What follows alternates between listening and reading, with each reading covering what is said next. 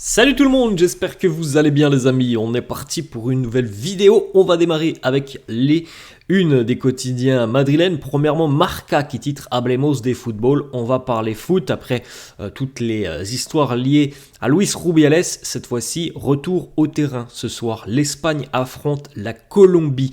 La petite information qui concerne le Real, juste là, no habrá culebrón por Davis. Il n'y aura pas de feuilleton et de saga Alphonso Davies, puisque du côté de Marca, on annonce que du côté du Bayern, mais aussi du côté du Real, on aimerait tout simplement que le dossier soit finalisé avant l'été, donc même si possible avant la fin de saison. Donc on ne veut pas que ce dossier s'éternise, comme par exemple le feuilleton Kylian Mbappé. Alors ça n'a rien à voir, hein, c'est pas tout à fait la même gestion des deux joueurs, mais voilà, on aimerait que ce soit pour le Bayern et pour le Real que les deux dossiers soient réglés le plus rapidement possible. Autre information de Fabrizio Romano qui nous fait un petit résumé sur la situation actuelle pour Alphonso Davies. Il nous dit il a une proposition importante du Bayern. Le club allemand va tenter de le convaincre jusqu'en fin de saison. Fabrizio Romano annonce aussi Alphonso Davies rêve du Real Madrid. C'est une sérieuse possibilité pour lui, mais le club espagnol ne veut pas le surpayer et ne veut pas non plus d'une indemnité de transfert trop importante. Donc le Real ne veut pas aller au-dessus de 70 millions d'euros et ne veut surtout pas dépenser ce genre de somme. Donc comme on l'a dit hier, du côté du Real, on espère que ça sera peut-être un peu moins cher que ça, voire même beaucoup moins cher que ça, mais évidemment je pense pas que le Bayern soit ok pour un transfert à 35 ou 40 millions d'euros en tout cas à l'heure actuelle. On continue les amis, la une du quotidien AS qui titre Sonrisas contra el Bochorno, des sourires contre la chaleur colombienne ce soir. L'Espagne qui est sur 8 victoires consécutives face à la Colombie qui est sur une série à l'heure actuelle de 19 matchs consécutifs sans la moindre défaite. On enchaîne les amis avec une petite information. Andriy Lunin était titulaire hier avec l'Ukraine face à la Bosnie et ça s'est bien passé pour la sélection ukrainienne qui est qualifiée pour les finales des playoffs qualificatives à l'Euro 2024. Ils affronteront l'Islande qui a éliminé hier soir Israël. Donc on souhaite évidemment et on l'espère que Andriy Lunin et sa sélection parviendront à se qualifier pour l'Euro. On continue avec une autre information de Fabrizio Romano sur le dossier Andriy Lunin et il nous dit le Real veut aller rapidement sur ce dossier Lunin. Ils veulent éviter tout problème. Ils ont décidé du côté du Real de lui offrir une nouvelle proposition en ce qui concerne évidemment une prolongation de contrat. Le Real espère inscrire Lunin sur un projet à long terme. Maintenant, tout est entre les mains du joueur. C'est à Lunin de décider s'il souhaite continuer ou non. Bon, ça fait des mois et des mois qu'on commence à en parler. Est-ce qu'il souhaite être le remplaçant de Courtois ? C'est la question que je pense qu'il faut se poser. Andriy Lunin, selon Mario Cortegana, journaliste Marca, va analyser la situation et la proposition de prolongation de contrat du Real à la fin de saison. Des sources qui sont proches du joueur annoncent que pour lui, il a toujours cette envie et cette idée de continuer au Real. Donc ça, c'est plutôt positif. Maintenant, il faut signer. Ça, c'est une autre chose. Il va se poser, je pense, beaucoup de questions. Et puis, on verra. Voilà, on verra la décision d'Andriy Lunin. Évidemment, ce serait une très bonne nouvelle pour le Real qu'il puisse continuer. On enchaîne les amis avec une information de Relevo. On en a parlé un petit peu hier de Toni Kroos. Et selon Relevo, tout indique que Toni Kroos va renouveler son contrat avec le Real Madrid pour une année supplémentaire. Mais pour le moment, il n'y a aucune communication ni de la part du joueur, ni de la part du club. Mais vous le savez, ça devrait intervenir évidemment en fin de saison. On enchaîne, on va du côté de l'équipe de France, Aurélien Tchouaméni qui pose notamment avec le nouveau maillot des Bleus. On a deux petites déclats de Tchouaméni qui n'écartent pas la possibilité de participer au JO cet été. Il nous dit évidemment c'est quelque chose d'extraordinaire, mais le Real c'est mon employeur, donc s'ils disent non, et bien voilà, il n'y aura pas d'autre décision que d'accepter.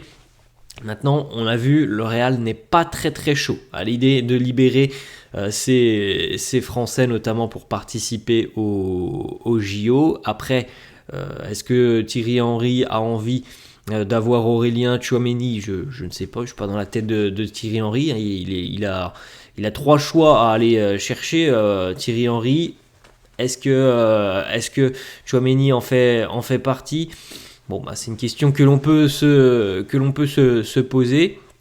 Et puis surtout aussi, surtout le dossier Kylian Mbappé, qui, on peut le penser quand même, est certainement dans la tête de Thierry Henry. Maintenant, voilà, le Real a dit non, il y aura peut-être de nouvelles discussions, en tout cas l'équipe de France et Thierry Henry espère qu'il y aura de nouvelles discussions avec le Real, mais ça semble compliqué pour les joueurs qui souhaitent participer au JO. On continue, une autre déclat de Tchouaméni sur l'affrontement avec Manchester City. Il nous dit: nous sommes le Real, on ne peut pas avoir peur. On a perdu contre eux l'année dernière et c'est vrai qu'on a envie un petit peu de prendre notre revanche. On veut montrer qui on est, que nous sommes vraiment le Real. Pour être les meilleurs, il faut battre les meilleurs. On va prendre match après match pour essayer de remporter la Ligue des Champions au mois de juin. On a une autre information de Fabrizio Romano, cette fois-ci c'est pas une information prolongation de contrat, c'est plutôt une information mercato. Lenny Yoro, alors on en parle un petit peu de Lenny Yoro depuis quelques semaines et Fabrizio Romano confirme tous les dires depuis quelques semaines. Le Real insiste pour signer Lenny Yoro cet été. Ils ne veulent pas arriver trop tard sur ce dossier et prendre les choses en main trop tard parce que y a beaucoup de clubs qui sont intéressés et parce que du côté du Real, on pense très honnêtement que Lenny Yoro peut être un joueur très important pour le présent du club, mais aussi pour le futur et l'avenir. Autre information, cette fois-ci, c'est une information qui concerne un joueur blessé, Eder Militao, qui est proche de son retour dans l'équipe, mais pour le moment, selon José Félix Diaz, il n'y a pas de possibilité pour que Militao débute face à Manchester City au Bernabeu. Alors le match face à City c'est dans 20 jours à peu près maintenant et il y aura peut-être une question de rythme évidemment pour Militao. Très bien, il sera de retour sur les terrains, mais comment il va être de retour sur les terrains, c'est la question que l'on peut se poser. Donc pour le moment on n'envisage pas d'utiliser Militao face à City. On continue, en tout cas sur le match aller. On continue avec une autre information. Thibaut Courtois devait démarrer la rencontre face à Bilbao. C'est ce qui était prévu dans les plans initiaux. C'était prévu que le 30 ou 31, le match face à Bilbao, Courtois soit de retour pour démarrer cette rencontre. Malheureusement, on connaît la suite et on sait que Thibaut a eu un nouveau problème au niveau du genou. On a une petite déclat de Joan Laporta, le président du Barça, qui a été questionné sur l'arrivée de Mbappé du côté du Real. Il nous dit: si j'envie le Real pour avoir signé Mbappé, déjà, je ne sais pas s'il va venir. Et s'il vient, il va sûrement détruire leur vestiaire. Il faudra aussi vendre quelqu'un parce qu'il y aura trop de joueurs au même poste. Voilà la déclaration de Joan Laporta qui, dans un coin de sa tête, je pense, espère sincèrement que sa déclaration, évidemment, soit vérifiée et que peut-être que Mbappé, justement, mette un peu le feu au vestiaire du Real. Il espère aussi qu'il y aura peut-être un départ suite à l'arrivée de Mbappé et que la bonne alchimie du groupe merengue pourrait potentiellement être un petit peu altérée par cette arrivée de Mbappé. On verra tout ça, évidemment, cet été. On continue les amis, petite photo, Carlo à l'entraînement avec son groupe assez restreint. On a une petite photo aussi pour Lucas Vazquez qui a passé des petits moments assez sympas avec son fiston et sa fille du côté de Valdebebas, puisque Lucas Vazquez n'est pas retenu avec la sélection espagnole, même si il n'abandonne pas l'idée de pouvoir disputer l'Euro cet été. En tout cas pour le moment il n'est pas retenu et c'est quand même pas une très très bonne nouvelle à 3 mois de la compétition. On enchaîne et on termine les maillots, les amis, on termine cette vidéo avec les maillots, les nouveaux maillots du Real qui vont sortir le 27 mars. Alors ce sont des maillots d'une collection spéciale, je crois qu'il y avait déjà eu la même chose l'année dernière. Je crois d'ailleurs que ça fait 2 ans qu'on a à chaque fois ces maillots avec un designer japonais, si je me trompe pas, Yamamoto me semble-t-il, hein. Et ce maillot, donc le orange, le noir et le rose, tous imprimés avec une rose en haut et une rose en bas.